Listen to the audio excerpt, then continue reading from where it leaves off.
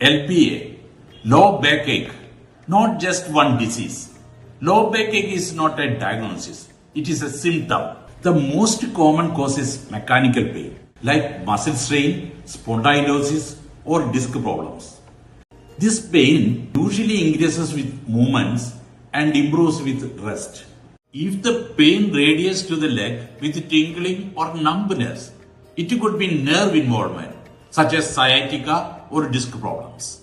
If there is a severe morning stiffness that improves with activity, think about inflammatory causes like ankylosing spondylitis. Persistent night pain, fever, or weight loss, we must rule out infection or serious pathology. In Ayurveda, most low back pain correlates with Kadishula or Gridhas, primarily a Vata disorder. But proper clinical evaluation is essential before treatment.